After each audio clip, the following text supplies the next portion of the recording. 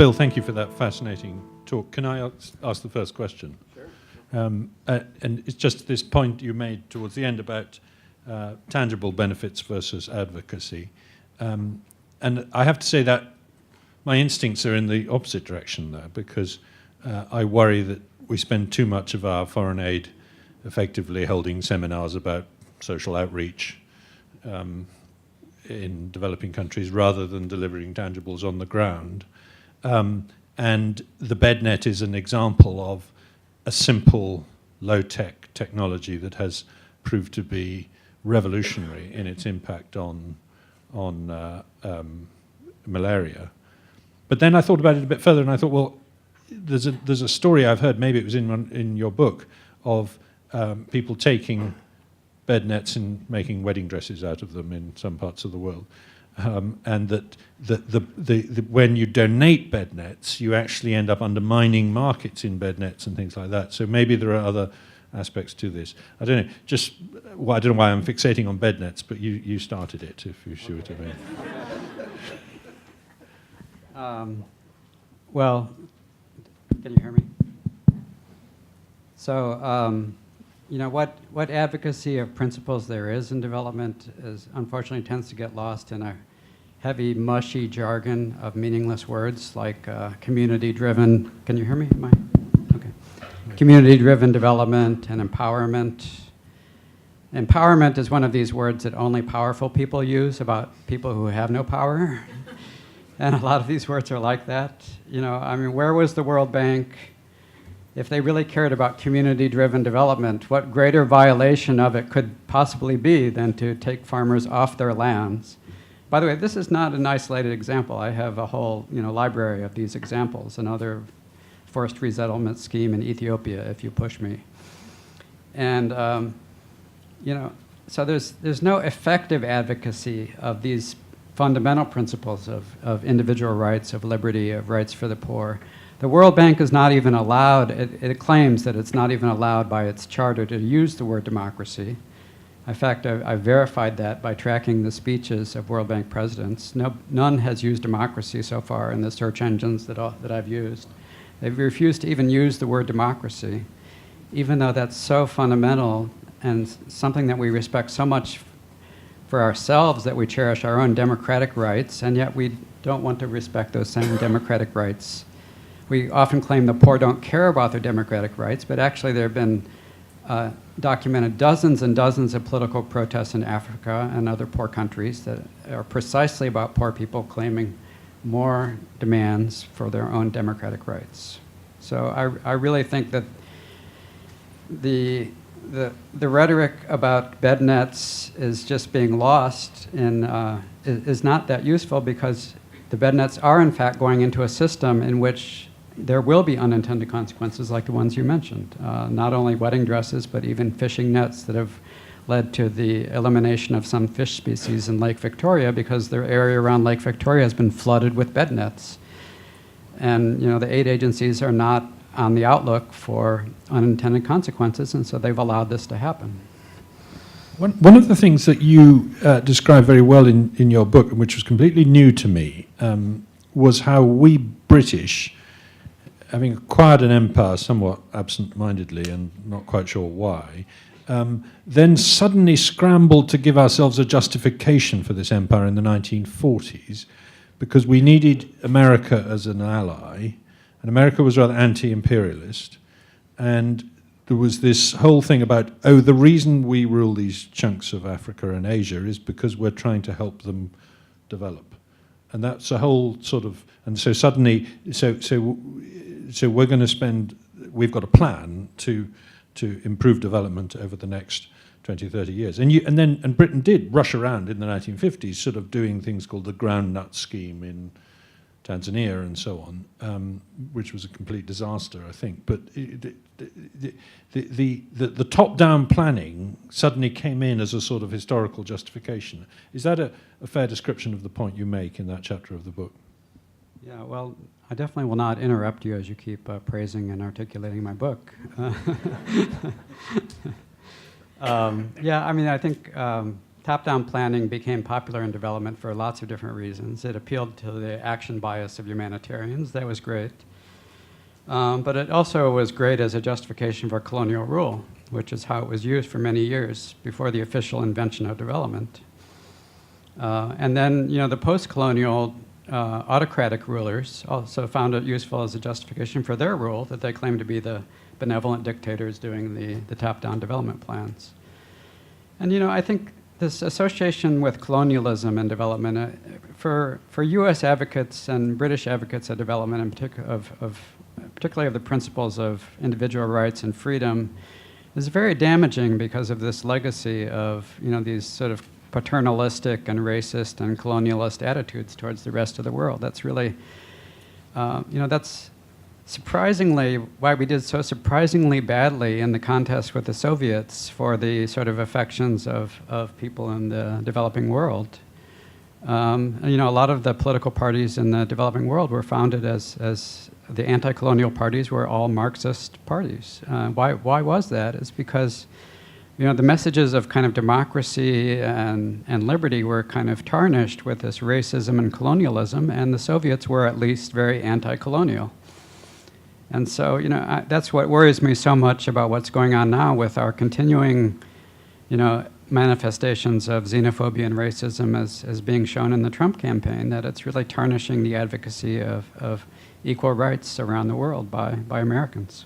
Is there an issue, though, today with Islamic societies in that sense? Can you imagine how to get a bottom-up, spontaneous development program going in a very top-down, autocratic society in Arabia, for example? Is that a problem, particular to that part of the world?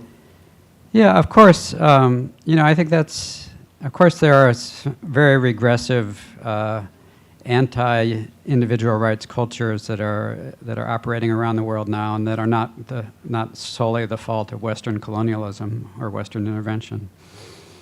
But I think the important point to make is that that's another spontaneous order. Like I want to repay the compliment now that you described so brilliantly in your book, The Evolution of Everything. Culture is also something that sort of is subject to spontaneous evolution, is subject to sort of historical accidents. One of the results that economists have found is that a very long history of authoritarianism tends to lead to very sort of intolerant and collectivist values, such as we see in Saudi Arabia or other parts of the Islamic world. But the important point is that this is an endogenous outcome. This is not some kind of essential attribute of a people, that we attach to like Islamic people as a permanent characteristic. That is the mistake that the sort of racists and the xenophobes make, is they attach a sort of, the current kind of cultural spontaneous outcome as some kind of like permanent characteristic of some very large group of people that is unfairly kind of stigmatized and stereotyped by what's happening in these countries. I mean, one of the things that I find hard is I have a chapter in my book called The Evolution of Religion, and I find it very hard to explain why Christianity, for example, evolved from a thoroughly intolerant and prejudiced and violent creed for much of its century into something much more benevolent and respectful of individual rights today, whereas on the whole, Islam, it's not fair to say it's gone the other way, but it hasn't experienced the same evolution as that. And I don't know why that should be. Maybe someone in the audience can give us an answer on that. And I'm not, by the way, trying to make the point that all of Islam is like that. Of course not. But that it is there is a more of that sort of extremism in Islamic societies today than there is in Christian societies on the whole. Well, again, I think the best evidence for what I was just saying, that this is not some sort of permanent attribute of large groups of people, is there's evidence from other periods when Islam was one of the most tolerant Islamic cultures were some of the most tolerant in the world, like in Spain and in the Ottoman Empire, when Jews and Christians and and Muslims were living side by side with complete tolerance shown towards Jews and Christians for the most part. At the same time the Christians were conducting the Inquisition and burning heretics and pursuing murderous wars to kill the heretics and to persecute Jews. And of course, we have only very recent evidence of the extreme genocide against the Jews of the Holocaust that is, far worse than anything that has happened in Islam. So, this is, I think we're really being, biased and unfair in our, descriptions of Islam versus Christianity that is going on in most of the popular discussion. And also, of course, the most obvious point to remember is the terrorism part. We're talking about an extremely tiny percentage of the Muslim population. So to tarnish 1 billion Muslims for the act of a few thousand fanatics, it's like blaming me as a white man because Timothy McVeigh blew up a federal building. I'm also a white man, so I'm also a terrorist like Timothy McVeigh. It makes just as little sense for me as it does for stereotypes about Muslims. I completely take that point, absolutely. Just to your point about essentialism, one of the things that we've all lived through, or some of us who are old enough have lived through, is the extraordinary change in China from being an authoritarian and very poor regime to being a libertarian and very much wealthier regime. And that rather gives the lie to any idea that, obviously there wasn't something special about the Chinese people that made it impossible for them to have prosperity. Clearly the opposite. But I was very struck when writing about that in my book by the degree to which it actually, when you drill down into it, was more of a bottom-up and less of a top-down phenomenon than we thought. In other words, Deng Xiaoping did not come along and suddenly say, "Here, try these market things, and you'll find it goes better." If you look at his agricultural reforms, for example, they started in one village, which secretly set out on a plan to have private agriculture within the village without telling the commissar, and spread it to another village and so on. There was a very interesting NPR program about this about a year ago. And then some local official picked this up and said, let's let some other villages do this. And it percolated upwards till it reached Deng Xiaoping, and he said, oh, it seems like a good idea, let's go for it, rather than being the other way around. And I was very struck by that, because I'd always thought that China was a good example, actually, of where you can come in top down and reform a society that's going in the wrong direction and set it in the right direction. I'll just say I agree with you. Because Kelly is telling me we need to open it up for audience questions. Yeah, for the spontaneous order, how would that apply to things that are not good markets, like highways or subways or utilities, something like that? Well, the political system that supplies highways and the utility system and other public services is also a spontaneous order, and it also works best when the rights of people are respected. So it's precisely the rights of voters to protest when the public sector is doing a lousy job that makes public services work as well as they do, and that's just another part of the spontaneous order. So the politics is also a spontaneous order that fixes the problems that markets cannot fix. Just speaking of development, would you put gentrification in the same category as Monsanto or the World Bank? Because, like, the point that you made, like trying to do good ended up doing bad, or bad ended up doing good. I'm sorry, who are you asking about? Gentrification. Yeah, would you put that in the same category as like a Monsanto or World Bank? Like I said, to the point that you said, starting off doing good ended up doing bad, or vice versa? Well, I mean, the other thing that economists should talk more about probably is even when things a spontaneous order is working well to make things better on average, like shown in all of Matt Ridley's great graphs of world GDP going up, of all the national GDPs going up, of poverty going down. There is a constant process of change that hurts some people and helps other people, and that process of change cannot be stopped without hurting even more people than it would otherwise. So, gentrification is often an unfortunate consequence of that process. There are people that get hurt by positive things happening for other people. Yeah, it's creative destruction being the Schumpeter phrase for that process. Hey, Matt, just a quick note. I'll get with you later. I'm finishing a book on science and Islam, and connected with that task, I'll talk with you more about that. But my question, I'll keep this well under a minute, is the work that especially that both of you do is about bottom-up self-organizing emergence and human rights and the need to listen to what people have to say and understand the sentiments of local populations, what they aspire to and what their problems are. And I feel like London in the UK and multiculturalism, and especially Muslim neighborhoods, and has sort of a parallel in some ways with Black Lives Matter in neighborhoods in this country and police relations. And in both these categories, there's, I think, a failure to listen from the bottom up and bring the tools of science and atmospherics and things like that.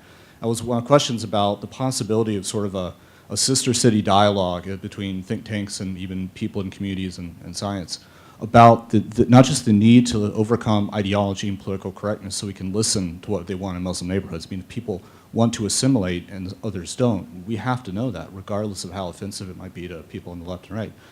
And same thing with police and Black lives. So if we can combat ideology and bring a dialogue of science and say we must ask the right questions. It's a project me and others are involved in. Is that something that people have been talking about in terms of Muslim neighborhoods or police community relations?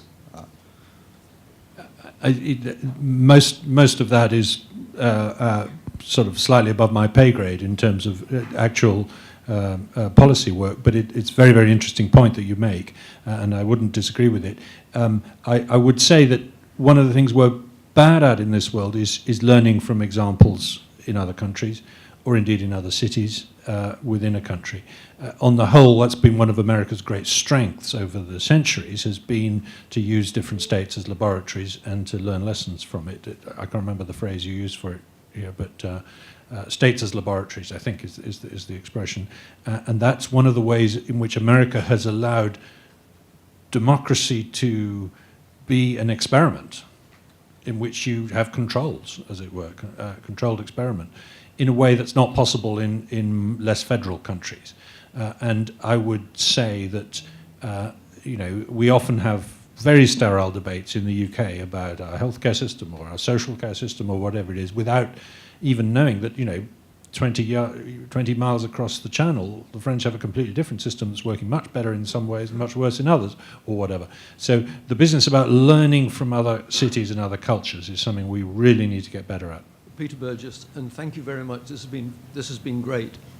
But I think I agree pretty much totally with your analysis of the problem, but I'm very uncomfortable with the overall solution, the overall thing that you've come up with at the end of it. I mean, if you drew the GDP growth or the happiness growth over the last 100 years,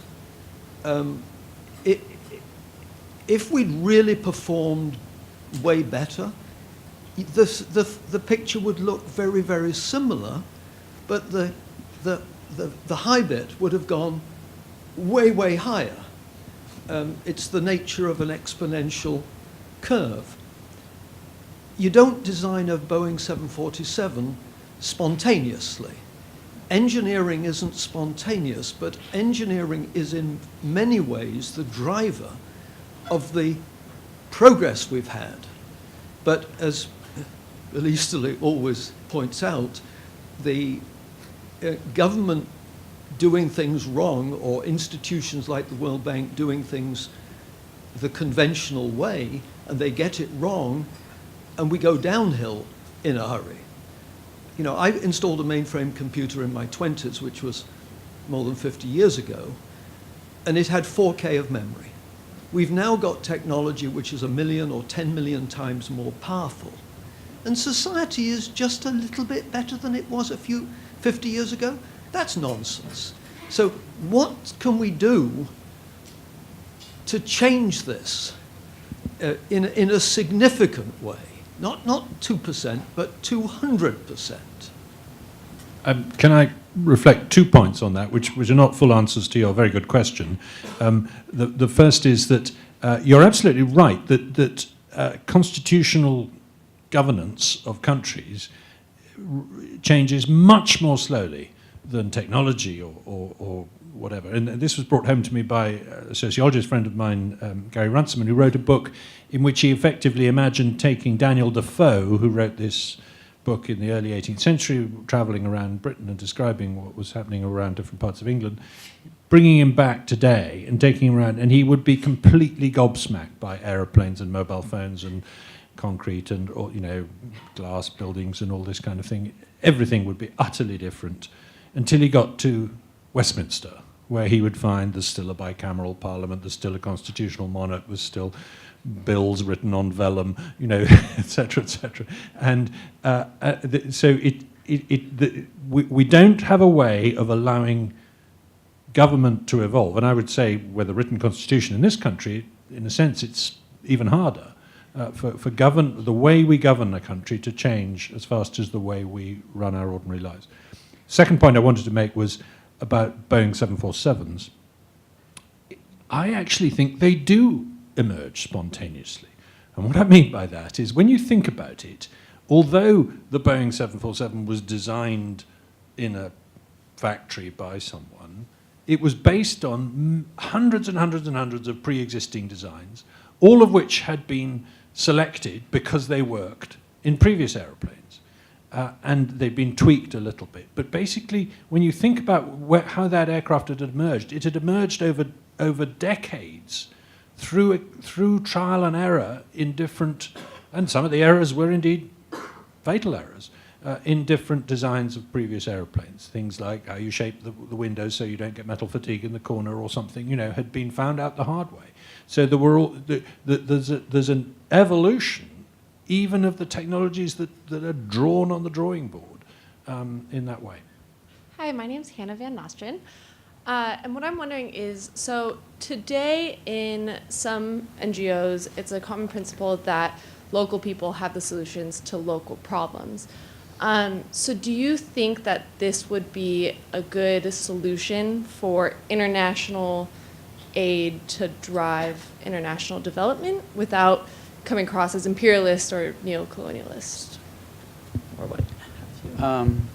So respecting the knowledge of local people is definitely a great place to start. I mean, I think, frankly, there is a lot of tokenism going on in those kind of efforts. That again, it's, you know, the kind of empty jargon of community-driven development and empowerment. That when people actually go in and try to measure on the ground whether people are actually being empowered or have more say in their community by any kind of observable measure or as reflected in interviews, they're just not finding it. So unfortunately, I still think it's more rhetoric than it is reality. And it's not, you know, it's not the same thing as getting outraged when the rights of local people are actually violated by aid agencies. That I would take as a lot more serious intent by the development community to take seriously the needs and rights and knowledge of local people.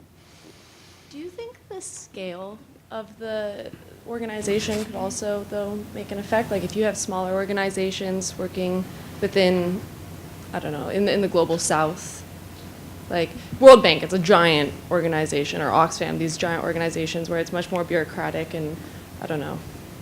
If you could just touch on like scale of international development. Well, I don't think, I mean, you can't really make any blanket statements about all NGOs or all aid agencies. There are obviously some that are doing some good things and have achieved some good things, and spreading knowledge and technology is one of them. So, I'm not trying to make some blanket statement that all of everything is failing. Quite the contrary, but it's a lot of the things that are succeeding in the way that Matt is describing. That is the bottom-up evolution of technology being adapted by local people. Like the explosion of cell phones in Africa was just remarkable. You know, just this tenfold increase that has just happened over the last 5 years, and Africa now has twice the number of cell phone subscribers that the U.S. does.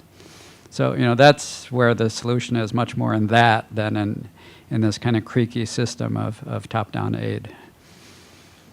I like the idea that when, if we provide a service that society as a whole is going to push it up because you're providing value. But I'm wondering how, at least the part that struck to me, it was how, like, here in the US, which is such a market-based society, and it seems also in the developing world, there's all these distortions that don't allow to internalize all these unintended consequences. So I'm wondering how we can create the checks and balance so that people are responsible for their actions. That way, good value can come forward. And so that's my question. Yeah. I mean, I think what economists like me can do is just kind of state the principles that that reduce the problem. It's not, if you just state it in some generic form as unintended consequences of almost everything, it sounds like it's an insoluble problem. But when you're sort of able to appreciate the principle that the principle that makes the spontaneous order deliver the intended consequences is when the rights of people are respected in such a way that social payoffs and individual payoffs tend to go together. That's the principle that makes that prevents the unintended consequences. And then the beauty of principles like that, I mean, the downside is they sound very abstract, and what are we going to do with that? But what we're going to do with that is I'm going to turn it over to all of you. And you're going to figure out how to apply those principles in thousands of different specific situations in which you just keep in mind that general principle of those basic rights that you respect that make social payoffs equal individual payoffs. You find that simple principle can be applied in thousands of different ways by people who have the local knowledge to do so, and that's what makes it so powerful. Bill, is one example of the kind of thing that she's talking about that could help? Hernando de Soto's idea that property rights reform could make a big difference in many countries because it would bring people into the formal economy that are in the informal economy and give them the ability to borrow against capital, against property and so on.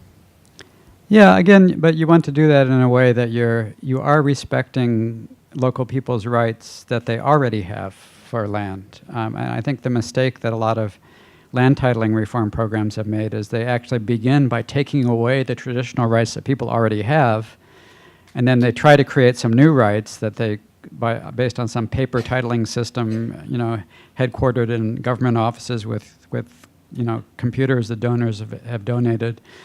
And the new system doesn't work very well, and so you just wind up, again, you have an unintentional consequence created by not respecting the rights that people already had, of actually making them have less secure rights than they had before. I guess just to follow up, but say we have like a power structure already in place, and I think as human beings we don't like to lose what we already have. So they are, good or bad, they are trying to keep what they have in place. So how do we really tackle that so that the human rights of everybody can be protected? Because they are creating a lot of distortions and things that don't allow for the market really to work. So if we leave the market completely by itself, we're not going to have the proper, it's not going to work. So how do we really balance it so that human rights are properly respected? Because people are, they're also protecting their own rights and they don't want to lose what they have. So how can we balance the scale? Yeah, I really want to try to correct the misconception that kind of celebrating spontaneous order is only about celebrating kind of free markets. It's not. It's also about celebrating when spontaneous democratic political systems work well. That's what you need to go together with the spontaneous market. The two together is what creates the solution to the supply of public and private services. So that's what you have to understand, that the two go together. No, I completely agree. I believe in human-centered design and all of these things, and from the bottom. But it seems that all these actions from the bottom need some kind of way to balance the power at the top. Otherwise, it's the small fighting a very oh, sure. No, powerful I'm sorry, I that misunderstood what your checked. question was. I sympathize very much with your concern. The problem is very much that there's an unjust system in which there's power vested in some elite that is violating the rights of the poor, both political and economic. And the only way to fight back is sort of advocacy and poor people themselves fighting for their own rights. They are the most powerful single force that is available to fight for their own rights. Because we've already seen that development people don't seem to care enough about the rights of poor people, but one group that does care very much about the rights of poor people is poor people themselves. And they already are fighting. They fight more. It sounds like you want to help them fight. I totally agree with you. Thank you. I have a question about securing individual rights and how that could end or limit the private payoffs.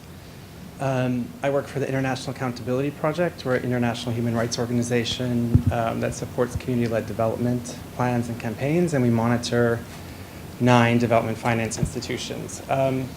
We just shared a report that was written by 8 communities from 8 countries who have been negatively impacted by large-scale development, and they give recommendations on how development could be done differently, right? So their first recommendation was start with the People's Plan, find out what the people want from development. Across these 8 countries, the major limitation they had was accessing information and organizing themselves, right? And as we're seeing in many countries, national governments are passing like NGO laws or making it more and more difficult for people to get information about the development that's happening to them. And they're not able to meet at all, or perhaps in small groups of less than 5. So development aid is still coming in, right, in those situations. So with the World Bank saying they want to have 100% engagement with the communities that they're for better or for worse, directing their funds to, do you believe institutions like the World Bank should have a role in influencing the company's legislation, the government's legislation, for example, on NGO laws or further restrictions on how people mobilize and organize themselves? Well, I'm not sure I know enough to answer that very well, Bill. You're probably better at it than me. I mean, the thing that was jumping into my mind as you were talking was something like the Three Gorges Dam in China, where presumably there was a lot of very, very unhappy people moved out of the way to make a big project like that, and we don't hear about it in the West. When Western development aid is going to do big projects like that, there absolutely has to be in place the ability to hear whether or not individual rights of people affected by such developments are affected, and whether they've been able to have a view on it. So my general view would be to applaud your efforts, but I don't think I have any specific examples that I can talk about, but maybe you do, Bill. Well, I think part of the problem with NGO laws and the reason it's such a difficult problem to work out is that there is this long history of American and also British sort of meddling in the internal affairs of poor countries. Obviously starting with colonialism, but not ending with colonialism. Interventions during the Cold War, now during the War on Terror. Both the Bush and the Obama administrations have said that they expect development in the U.S. government to work together with defense in the U.S. government, which is pretty much another way of saying that development is serving the interests of U.S. foreign policy for national security reasons.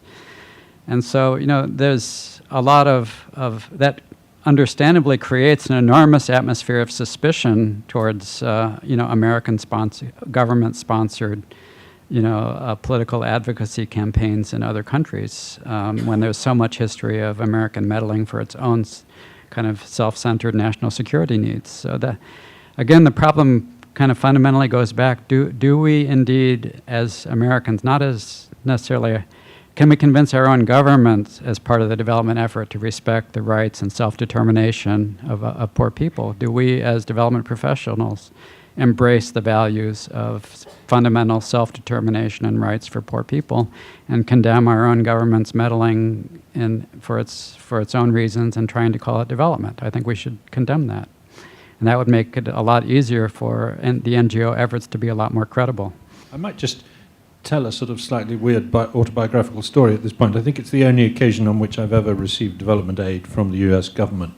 And you might think I'm not a very deserving cause, but when I was a graduate student at Oxford working on the biology of birds, I got a call out of the blue from somebody saying, we've got American development aid for work on a particular bird in India that's thought to be going extinct.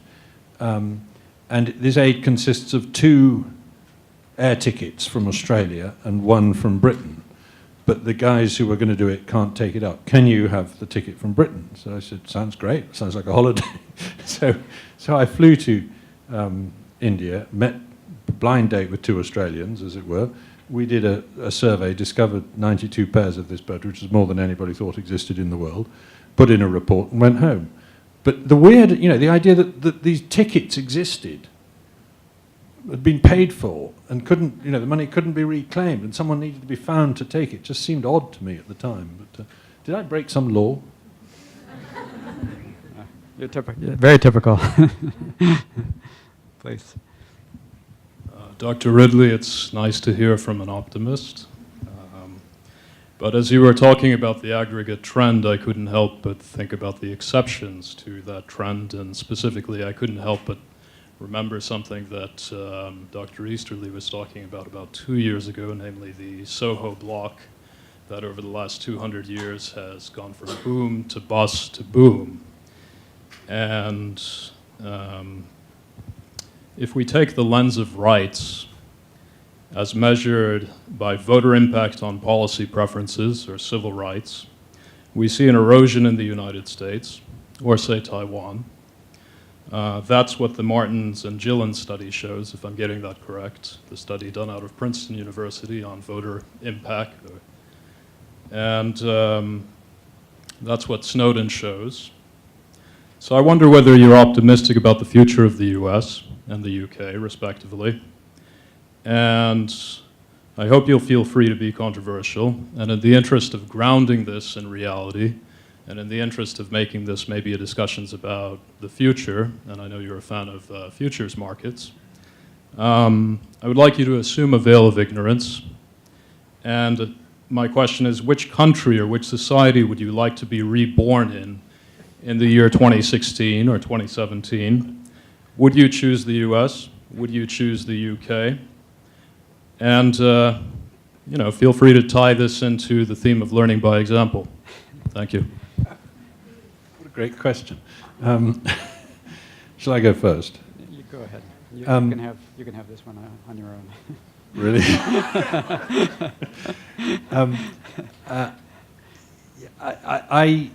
I share some of your doubts about optimism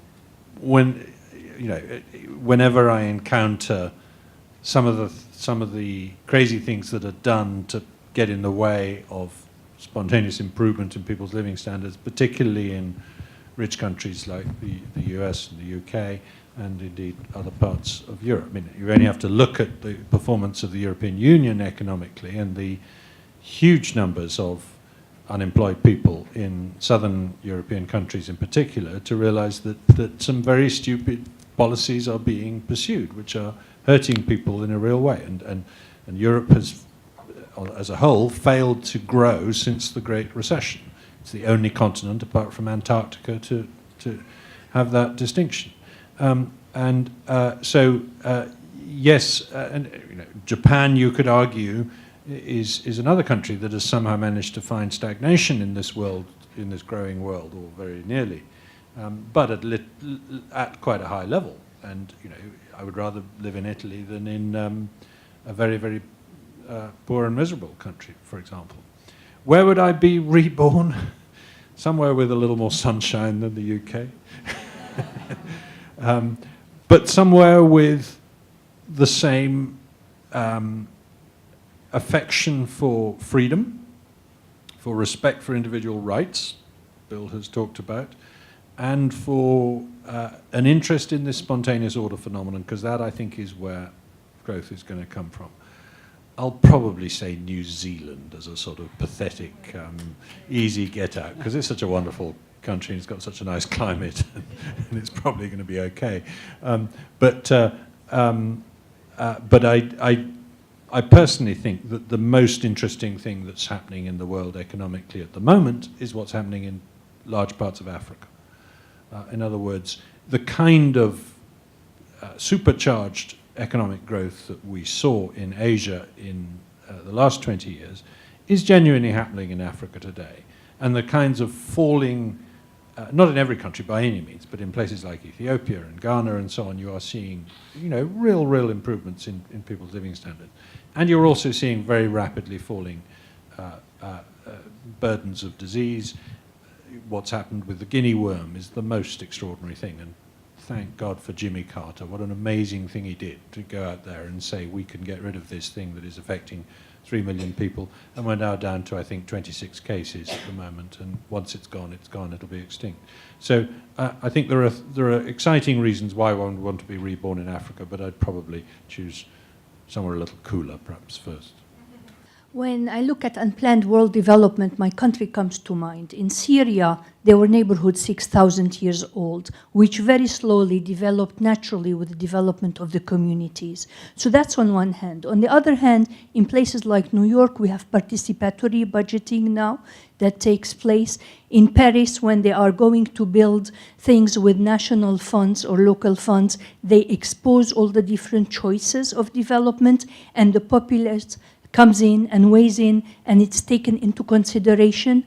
Are there any precedences when the bombing stops in Syria and the war stops? And are there any precedences for popular awareness raising that we can work on already? On one hand, to the well-intentioned and less well-intentioned developers, some of whom might be in this room, NGOs and others, and also in Europe, but also to our own people, so that their needs weigh in.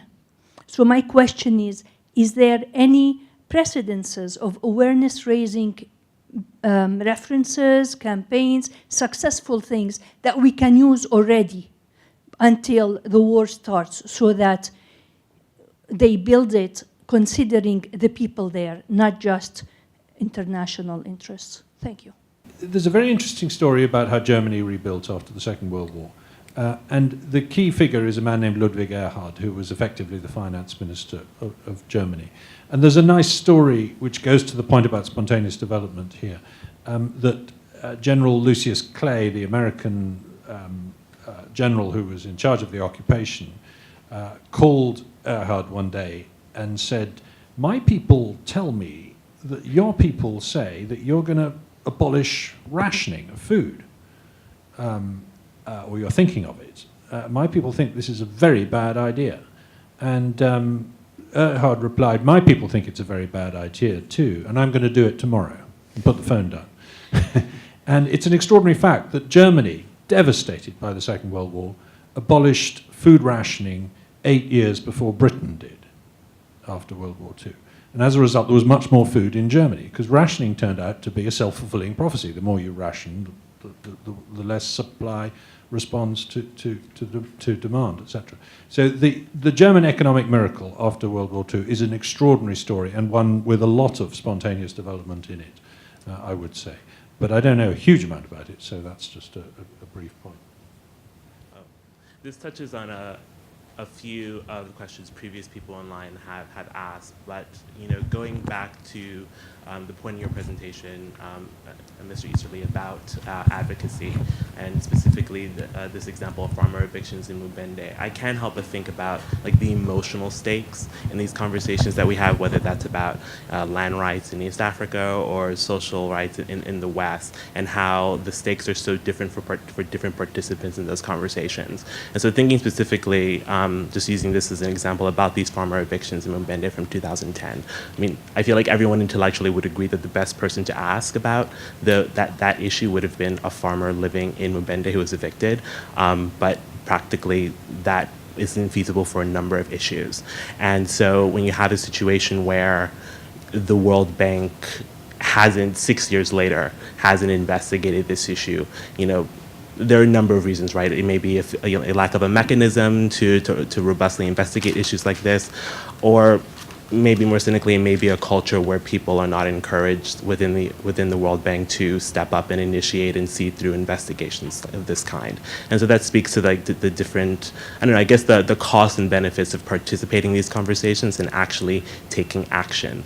So, for whether for activists or for people who are thinking about that, or for other actors in these kinds of conversations, how do you I mean, what's your advice with reassessing what the incentives are around moving forward about something like this? Because there's the emotional aspect, and we all kind of understand what needs to be done, but obviously what needs to be done, whether in this particular case or in many other issues in many other countries, isn't happening. So, like, say someone from the World Bank, you know, one staffer actually wanted to pursue something like this, but was afraid, whether because there isn't a process in place to address this, or because they're in a culture where they could lose their jobs for pursuing it. There may be some kind of professional backlash. What would your response to them be to maybe motivate them to take that forward? I think these issues of you know, the Mubende farmers whose rights clearly were violated by a World Bank supported project, by the examples of human rights violations in Ethiopia, which again was there is a lot of U.S. government funding for the government of Ethiopia for national security reasons. That it in itself is, in effect, the World Bank and the U.S. government. It's like they're deciding that Ugandans and Ethiopians should not have rights, and that our national security is more important than that, and that we're going to look the other way with these land grabs, and in China look the other way when the rights of migrants and ethnic minorities are violated because we want to have China's cooperation as an ally for other things. And again, it's this repeated, you know, let the national security and diplomacy people do their thing, but let's not pretend that this is development. The development people should be insisting that development can only be happening in a way that is respectful of rights, and that the development agencies and the Western governments themselves should not be themselves deciding that poor people should not have rights, and that aid is more important, and that U.S. policy is more important than that. So at the end of the day, the question is not even, do poor people deserve to have rights? That is a huge question, and of course the answer is yes, but that's not the cutting edge question. It's not do poor people deserve to have rights, it is, are we the ones who get to decide that? Are we the ones who get to decide whether poor people have rights or not, as development people, as development experts, as aid agencies, as rich country governments, as white people talking about non-white people? And I think the answer is no, we don't get to decide. Poor people get to fight for their own rights. And we should respect that as development economists. That's where we stop today.